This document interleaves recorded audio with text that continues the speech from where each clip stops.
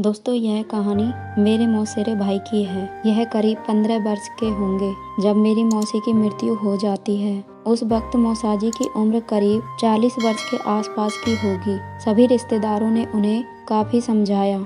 उदयवीर, अभी बेटा भी छोटा है तुम्हारा, तुझे दूसरी शादी कर लेनी चाहिए। परंतु उन्होंने यह कहकर मना कर दिया कि बेटे के रूप में मेरी पत्नी की दी हुई भेंट मेरे पास है। इसके सहारे मैं अपनी बची कुची जिंदगी काट लूंगा। इनका कपड़ों का कारोबार था, जीवन अच्छा चल रहा था। बस समय गुजरता गया और अब बेटा बड़ा हो चुका था। उसकी उम्र शादी के लायक हो गई। बेटे ने धीरे धीरे कारोबार की सभी जिम्मेदारी संभाल ली थी। अब तो मौसाजी को कारोबार की जिम्मेदारी से छुटकारा मिला तो वो कभी रिश्तेदारों में घूम आते तो कभी यार दोस्तों के बीच बैठकर अपना समय व्यतीत करते। अब एक अच्छी लड़की देखकर बेटे की शादी भी करा दी। बहू घर में आई। उन्होंने कहा, बेटा आप मेरी बहू नहीं बेटी हो, मेरे घर की लक्ष्मी हो। अब यह घर और तिजोरी की चाबियां सब तुम्हारे सुपुर्द कर दिया मैंने। इतना बोलकर दोनों बेटा बहू को आशीर्वाद दिया। बेटे की शादी हुए कुछ समय बीत गया। एक दिन घर में खीर बनी थी।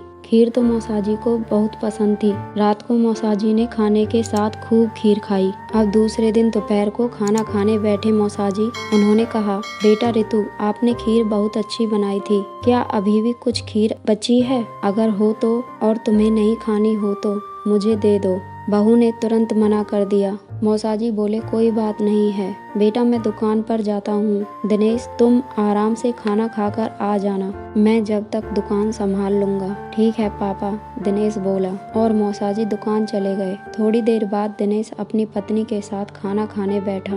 अब खाने की थाली में एक कटोरी भरकर खीर भी रखी हुई थी। दिनेश को बहुत आश्चर्य हुआ, लेकिन वह पत्नी से कुछ न बोला। वह भी खाना खाकर दुकान के लिए चला गया। कुछ दिन बीत गए, लेकिन दिनेश इस बात को भुला नहीं पाया। एक दिन दिनेश बोला, पापा आज आपको मेरे साथ पार्क में चलना है। वहाँ मैंने कुछ विधवा महिलाओं को आमंत्रित किया है। आपको उनमें से किसी एक महिला को चुनना है अपनी शादी के लिए। पिता बोले, बेटा तुम यह क्या बोल रहे हो? बेटा, मुझे पत्नी की आवश्यकता नहीं है और मैं तुझे भी इतना स्नेह देता हूँ कि शायद तुझे भी माँ की जरूरत नहीं है। फिर दूसरा विवाह क्यों कराना चाहते हो तुम मेरा? फिर दिनेश बोला, पापा ना तो मैं अपने लिए माँ ला रहा हूँ और ना ही आपके लिए पत्नी। मैं तो केवल आपके लिए खीर बनाने वाली का इंतजाम कर रहा हूँ। उसकी पत्नी रितु यह सब खड़े खड़े देख और सुन रही थी, लेकिन कुछ न कह सकी। दिनेश बोला, पापा कल से मैं किराए के मकान में आपकी बहू के साथ रहूंगा। जाओ रितु,